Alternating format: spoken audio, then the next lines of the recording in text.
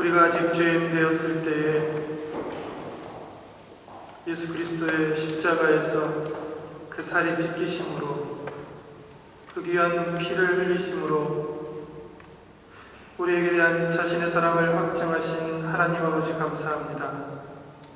이 귀한 시간에 성찬식으로 드리는 이 예배에 주님께서 우리의 주인 되어 주시사 우리가 들을 것을, 우리가 볼 것을, 우리가 나아갈 길을 일러주시고 이 세상을 본받지 아니하고 도리어 살아계신 하나님의 말씀을 쫓아 살아가는 믿음의 공동체 되도록 주여 믿음과 은혜를 더하여 주옵소서. 예수 그리스도의 이름으로 기도합니다. 아멘.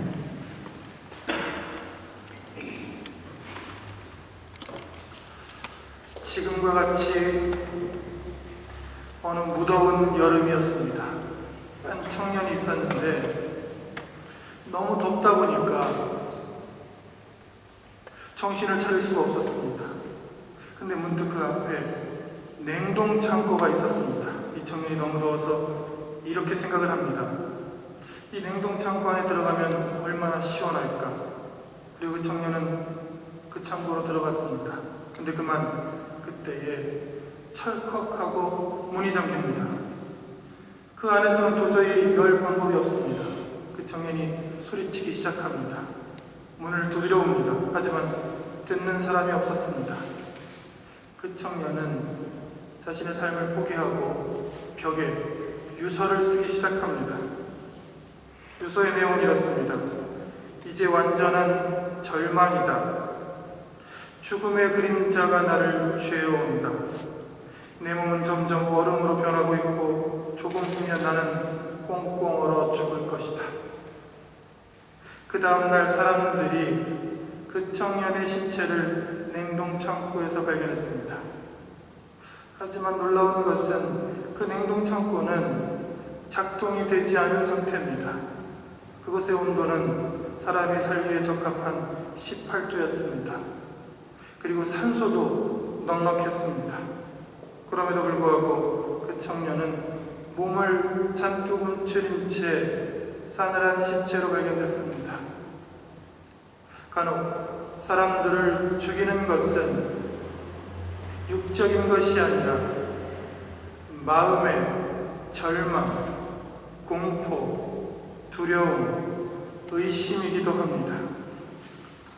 오늘 성경 본문 로마서 12장 1절을 한번 보겠습니다. 오늘 성경에 특별히 로마서 12장은 우리에게 살아있는 제사, 살아있는 제물로 살 것을 강조합니다. 그리고 살아있는 것도 그저 숨만 쉬고 살아있는 것이 아니라 거룩하게 살아있고 하나님이 기뻐하시는 상태로 살아있기를 명령합니다.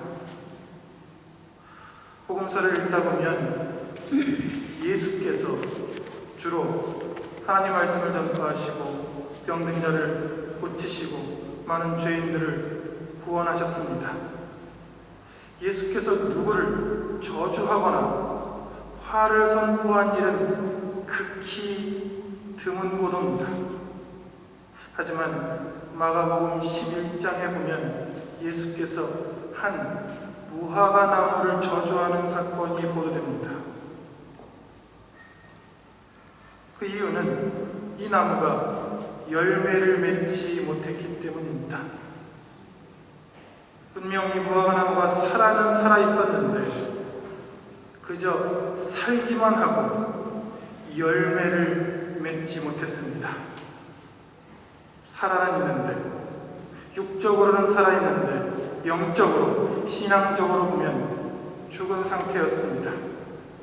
예수께서 예루살렘에 올라가시면서 무화과 나무를 저주하신 것은 단지 그 나무 한 그루를 저주한 것이 아니라 예루살렘에서 종교 지도자들, 이스라엘 사람들의 신앙을 경책한 것입니다.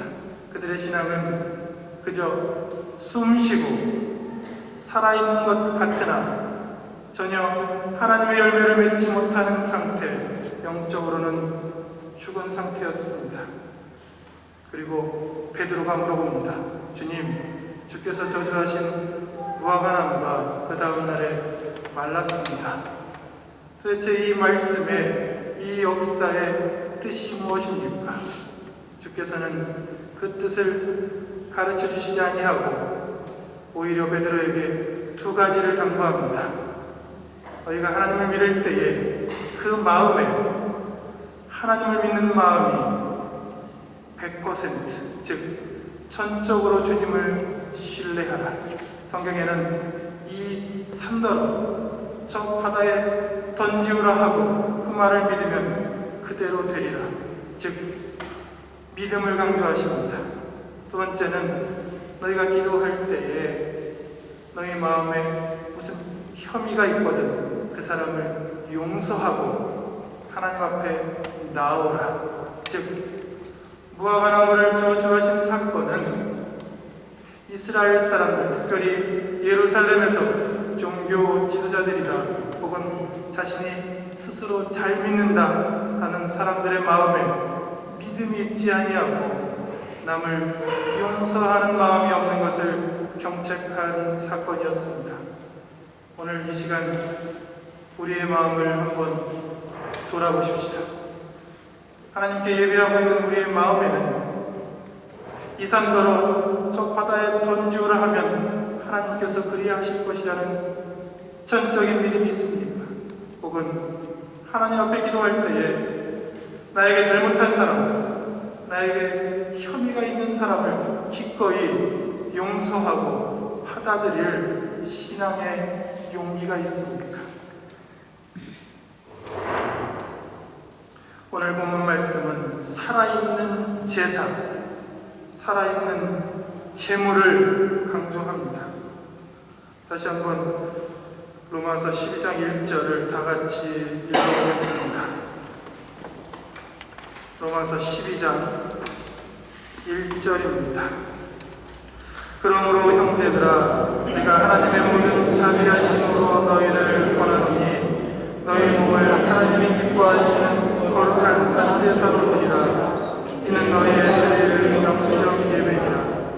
지금 저희가 읽을 때에 거룩한 산제사 부분에서 옛 성경에는 거룩한 산제사로, 그리고 개정된 개역 개정판에는 거룩한 산제물로 읽는 것을 들을 수가 있습니다.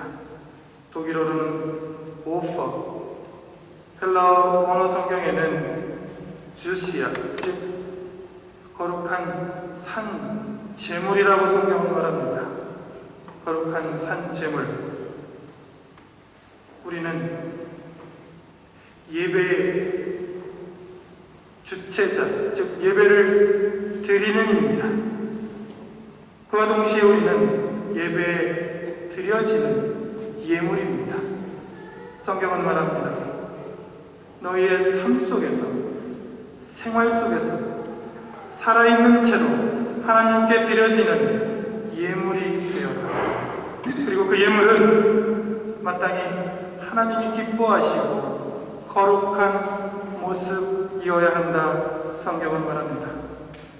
지난주에 선포했듯이 누구든지 그리스도 안에 있으면 새로운 피조물이 됩니다. 이전 것은 지나갔으니 새 것이 되는 사건이 그리스도 안에서 늘 일어납니다. 그런데 이것이 어떻게 삶 속에서 가능한가? 그 문제의 해답이 로마서 12장 2절에 참 잘 나와 있습니다. 어떻게 우리가 거룩한 산 제물로, 새로운 피조물로 거듭날 수 있느냐? 12장 2절 하반절에는 하나님의 선하시고 기뻐하시고 온전하신 뜻이 무엇인지 분별하라 말씀합니다. 그리고 상반절에는 간단한 권면의 말씀이 들어있습니다.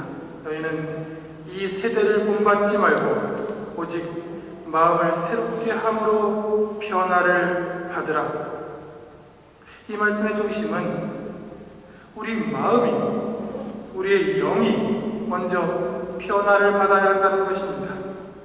그리고 그 변화의 주체는 이 세상, 이 세대를 본받지 말고 성령의 따르심을 받고 그리스도 안에서 살아있고 거룩하고 하나님이 기뻐하시는 새로운 존재로의 삶으로 나아가야 한다고 성경은 말합니다. 현대 심리학의 책들을 읽어보면 심리학자들의 공통적인 결론은 우리의 인간됨, 우리의 인간성은 사람이 삶 속에서 습관적으로 생각하는 바로 그것이 습관적으로, 무의식적으로, 반복적으로 생각하는 그것이 그 사람의 인간성을 만든다는 것입니다. 우리가 습관적으로 늘 반복적으로 생각하는 그것이 우리를 만듭니다. 더러운 생각을 하면 그 사람은 더러운 사람이 됩니다. 우리가 습관적으로 삶에서 거룩한 생각과 기도의 삶을 살아내면 그 사람은 거룩한 삶으로 변해갑니다. 사람이 마음에 늘 미워하는 마음, 시기하는 마음, 억울하고 의심하는 마음을 품고 있으면 그 사람 마음에 병이 생깁니다. 로마서 8장 6절은 이렇게 보도합니다. 육신의 생각은 사망이요 영의 생각은 생명과 평안이니라.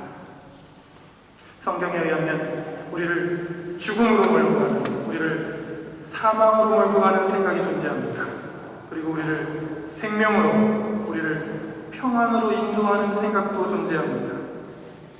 그러므로 우리의 생각, 우리의 마음가짐, 우리의 기도는 우리 신앙생활의 가장 중요한 부분입니다. 그리고 우리 마음속에, 우리 삶 속에 마땅히 버려야 하는 생각들이 있습니다. 예를 들면 두려움, 신앙에 대한 의심, 근심하는 마음, 그리고 남을 미워하고 시기하는 마음, 음행과 더러운 마음, 교만, 열등감과 자포자기하는 마음이 그것입니다. 이런 생각들을 잔뜩 품고 있다면 그 신앙인이, 그 삶이 어느 방향으로 나아가겠습니까? 디모데후서 1장 7절에서 바울은 이렇게 권면합니다.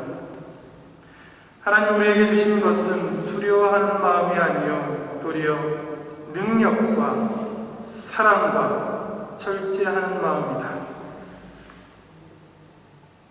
거룩한 산 제사로, 거룩한 산 제물로 살 수 있는 힘은 이 세상이, 이 세대가 주는 안락함과 마음이 아니고 도리어 성령을 통해 주어지는 하늘 아버지의 마음, 십자가상의 예수 그리스도의 마음, 그리고 늘 우리를 위해 중보기도 하시는 성령의 마음입니다.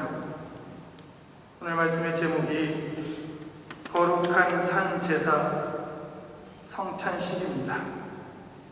오늘 우리가 드리는 이 성찬식은 그저 몇 달에 한 번 드리는 행사가 아닙니다. 이 성찬식은 빵과 포도주를 먹는 식사도 아닙니다. 매일매일 삶 속에서 그리스도의 살과 피, 십자가를 묵상함으로 내가 희생하는, 내가 도리어 살과 피가 되어 거룩한 산제사로 드려지고자 다짐하는 다짐의 예배입니다. 이 성찬식은 하나님이 기뻐하시는 삶을 살고자 다짐하는 예배입니다. 동시에 예수 그리스도의 살과 피를 먹음으로 이 세대를 본받지 말고 그리스도의 말씀을 본받아 살고자, 거룩한 삶으로 살고자 다짐하는 드려짐의 예배이기도 합니다. 또한 그저 숨만 쉬고 살아있는 것이 아니라 삶에서 성령의 열매를 맺고자 주님의 도우심을 바라는 거룩한 예배가 바로 성찬식입니다. 하나님 말씀을 경청하고 주님의 살과 피에 참여하며 그리고 그 귀한 성찬에 초대됨에 우리의 삶이 거룩해지고 하나님을 기뻐하시는 삶으로 거듭나시기를 우리를 위해 살과 피를 다 주신 예수 그리스도의 이름으로 축원합니다. 기도하겠습니다.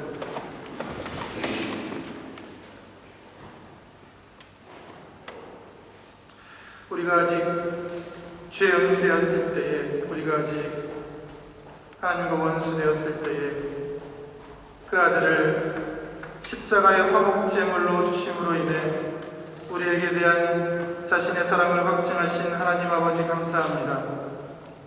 주께서 십자가에서 살이 찢기시고 그 귀한 피를 우리를 위해 흘려주셨습니다.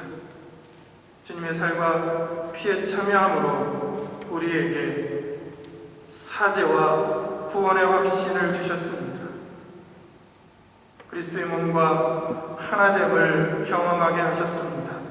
또 한 몸에 참여하는 우리가 서로 사랑하는 존재임을, 서로 기도하고 축복하는 공동체임을 깨닫게 해주셨습니다.